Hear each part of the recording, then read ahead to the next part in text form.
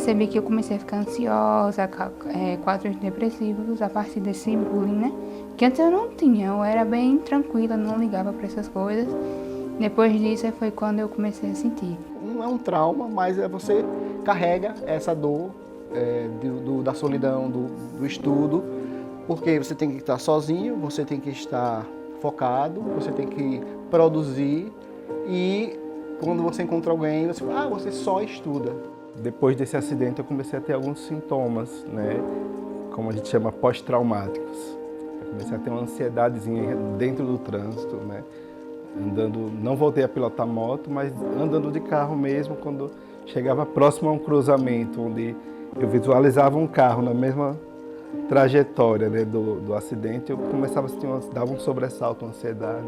Eu passei a ter esquecimentos aleatórios. Às vezes eu estava aqui diante do computador, trabalhando ou estudando alguma coisa, e me dava um desespero absurdo. E eu comecei a ficar aflita e sem entender, enfim. Os transtornos mentais têm sido sempre pauta de diversas discussões. No mundo, quase 1 bilhão de pessoas vivem com algum tipo de transtorno mental, de acordo com dados da Organização Mundial da Saúde. Os mesmos dados ainda alertam: depressão e ansiedade cresceram mais de 25% só no primeiro ano da pandemia. Entre tantas pessoas, é bem possível que alguém com adoecimento mental possa estar ao seu lado, ou pode ser até você.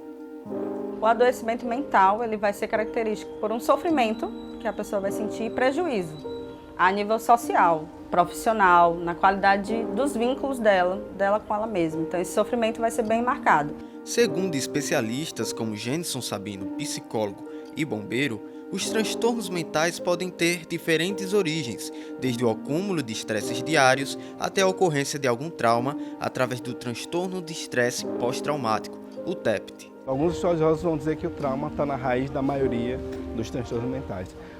O trauma ele é algo ligado ao estresse. Então, existe o estresse crônico e o estresse traumático, que são, digamos assim, os grandes causadores de adoecimento. Não só mental, mas físico também. Pessoas que sofrem estresse crônico, elas têm mais chance de adoecer no futuro. Por exemplo, crianças abusadas, crianças negligenciadas, elas têm muito maior chance de, na vida adulta, terem uma depressão, um transtorno mental de qualquer natureza. Mas isso é muito singular de cada pessoa. Então a psiquiatria também evoluiu para entender que tem um componente biológico, mas que ele é um. O estímulo ao diagnóstico e ao tratamento devido com o profissional da saúde mental é essencial. Segundo Jenison, a falta de um tratamento a um transtorno diagnosticado pode agravar os sintomas, afetando diversas áreas da vida do paciente. A pessoa pode, de fato, mudar radicalmente a sua vida para pior, perder relações, tem gente que chega a largar um emprego por conta do estresse pós-traumático, então compromete muito aí todos os aspectos da vida da pessoa. Quanto mais cronificado sem tratamento eu fico, mais perda neuronal, mais perda de relações sociais, mais fraturas eu vou ter na minha vida com as pessoas e consequências não são só consequências físicas, mas consequências sociais, de relações da minha vida. Foram pessoas como a Luana e a Isabelle que, ao vivenciarem essas consequências, descobriram seus diagnósticos e assim encontraram solução no tratamento e no apoio de pessoas próximas. Quando você convive com o transtorno, você é mais sintoma, né? Você não é você. Você não consegue mostrar sua personalidade. Você é mais sintoma, da hora que você acorda até a hora que você dorme, todos os dias. Então você tem que conviver com isso. Eu acho que, na verdade, estava em mim a ansiedade, já estava começando a depressão e estava aquela coisa da autoestima baixa, sabe? Teve um negócio na escola, um projeto que era sobre profissões e teve a psicologia lá, teve uma psicóloga e eu contei pra ela o que eu estava sentindo. Aí, na hora que eu falei, ela disse, isso é sintoma de ansiedade. Sinistro conviver com essa parece uma dupla personalidade, né? Você sai de si e quando você volta, você, não quero isso pra mim, eu preciso de ajuda. Sabe? Aí foi quando eu voltei pro clínico e com essas mesmas queixas, era insônia, dor de cabeça, palpitações, falta de ar. E foi quando ele me encaminhou pro psicólogo.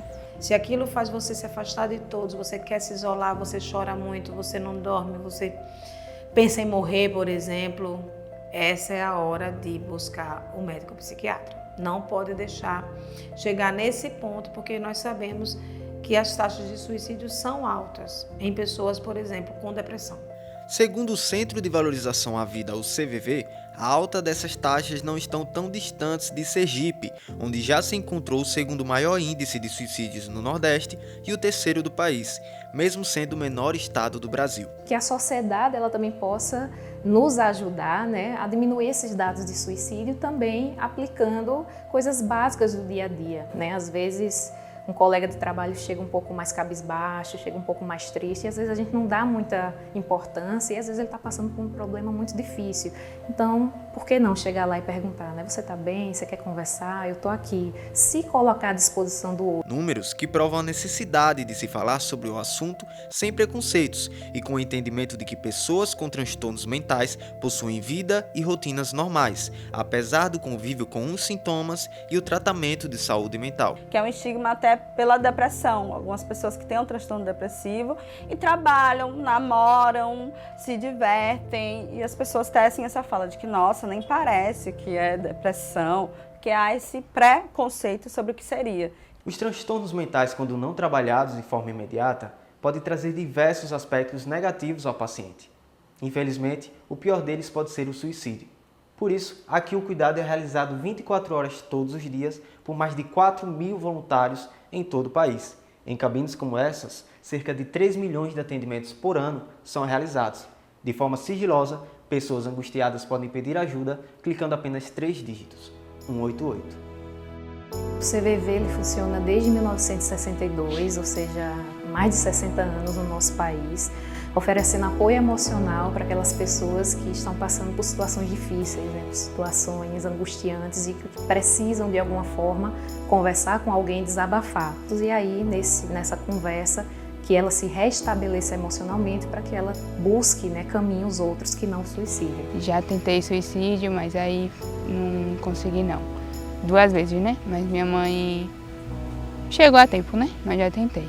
Tive uma crise, sinistra de humor, de tentar suicídio e tal. E nesse episódio eu precisei procurar ajuda psiquiátrica e, de primeira, a psiquiatra me diagnosticou. Quando a gente fala do CVV, a gente está falando dessa rede de apoio que muitas vezes a pessoa está passando por um problema que é tão dela, né, tão íntimo, que ela não consegue partilhar com ninguém. E ela precisa do anonimato, ela precisa ligar para alguém que ela não conhece para ela poder falar sobre aquilo. Entre 2019 e 2020, Sergipe alcançou a 3ª posição em índice de suicídios, com aumento de 12,5%, segundo o Anuário Brasileiro de Segurança Pública de 2021. Dados que assustam e incentivam a busca de soluções para a origem do comportamento suicida. O suicídio ele é multifatorial, então tem várias coisas ali influenciando. Ambiental, a própria genética, situações psicossociais que estão afetando esse sofrimento. E é um desespero, é importante que a gente fale isso, que é uma questão de saúde pública e é desesperador para quem tem isso. O TEPT, o transtorno de estresse pós-traumático, ele é um fator de risco a mais e potente para quem tem um comportamento suicida, uma tendência de suicídio. Algumas pessoas, inclusive, vai ter aí como principal fator de vir a tentar o suicídio o sofrimento causado pelo TEPT, pelo trauma. Alguns contextos religiosos mais intolerantes, pessoas que não têm acesso ao mínimo de alimentação, acesso a dinheiro, pessoas também que têm algum transtorno mental, porque assim, não é causa e efeito, a pessoa que tem transtorno mental vai vir a tentar o suicídio, não é isso. Mas ali é um fator de risco para que ela possa vir a tentar. Tem questão do uso de substâncias abusivas, que também é um fator de risco grande. Então são várias coisas que a gente vai observar, sempre focando que é multifatorial, não tem uma causa só. Para prevenir ou socorrer alguém em crise emocional ou diante de um pensamento suicida, existem ferramentas acessíveis a qualquer pessoa que não seja um psicólogo.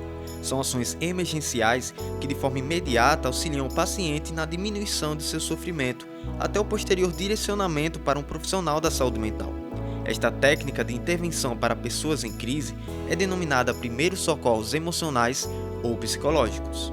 Naquele momento, a primeira coisa é observar aquela pessoa, poder notar que ela está precisando de ajuda ali, do suporte, se aproximar, se apresentar, oferecer uma escuta sem ser invasivo. Fulano, está acontecendo alguma coisa?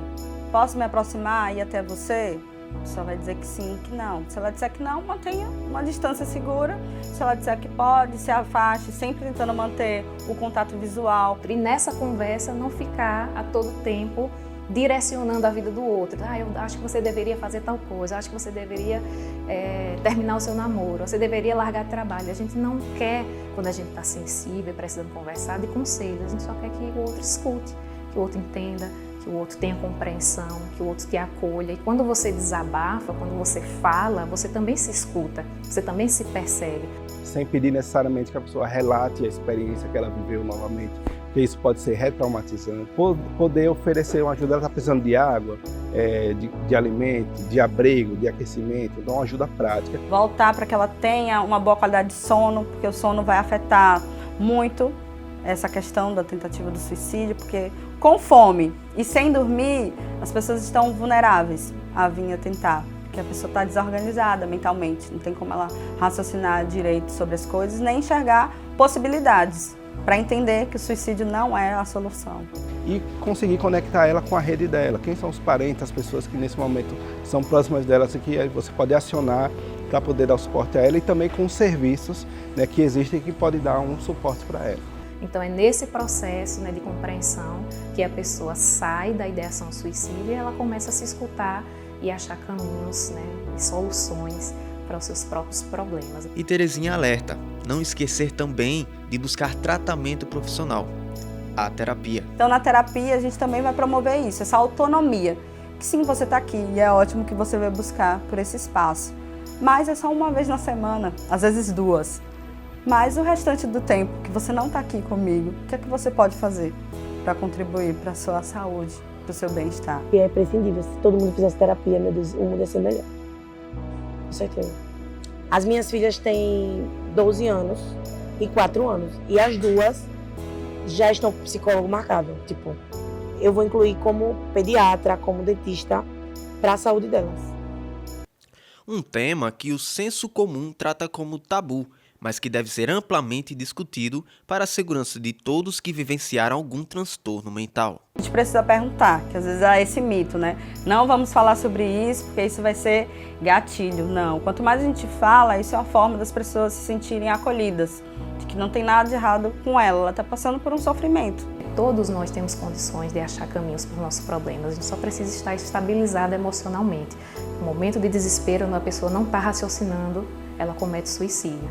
Então, se naquele momento ela parar e conversar com alguém, aquele desespero vai ser minimizado, ela vai se restabelecer e ela vai conseguir achar soluções. Dada a urgência desses cuidados, que campanhas como o Janeiro Branco e o Setembro Amarelo são realizadas por pessoas como Pedro Alves, para alertar um assunto que se deve discutir o ano inteiro.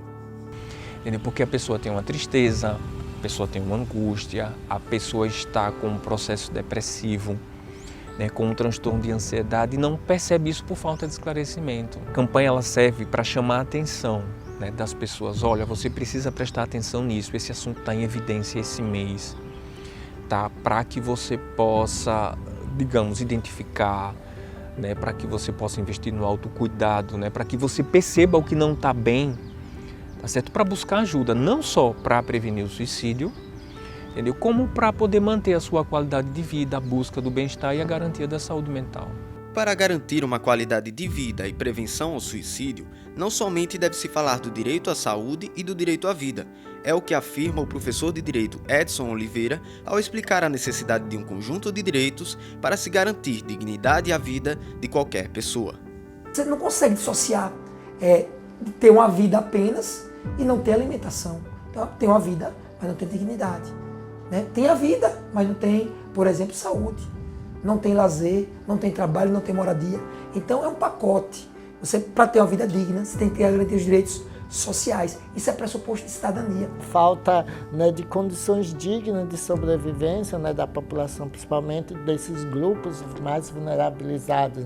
São mulheres, pessoas negras, pessoas indígenas, pessoas LGBTQIA+, pessoas com deficiência, acabam sendo mais prejudicadas por não ter essas políticas. Trabalho, é a educação, é a moradia, é a saúde, é a alimentação, é o lazer, é a segurança, é a assistência, é a previdência social, é a proteção materna da infância e o transporte. Esses são os 11 direitos sociais previstos no nosso artigo 6º.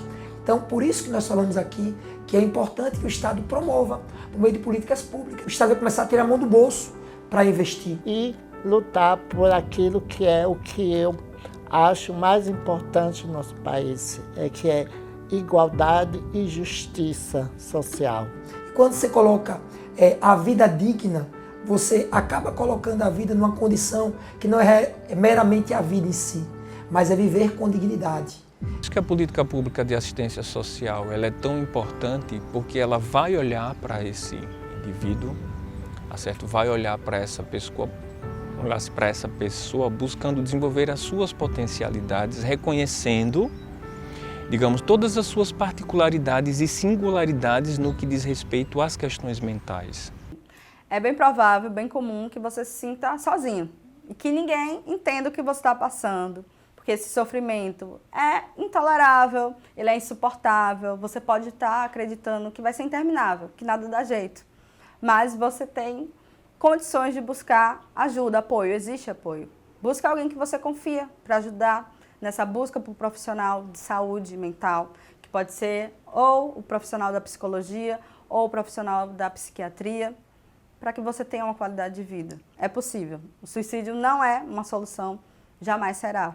É encerrando esse primeiro episódio que te deixo uma mensagem importante. Caso tenha percebido algum dos sinais mostrados aqui no episódio, não deixe de procurar ajuda. Ou se percebeu algum alerta por parte de amigo, parente, conhecido, não deixe de oferecer ajuda. Para mais informações, acesse o conteúdo do Centro de Valorização à Vida, o CVV, ou entre em contato pelo seu número, 188. Eu fico por aqui e te aguardo no próximo episódio Caminhos do Labirinto, em que falamos de formas de cuidado da nossa saúde mental. Até lá!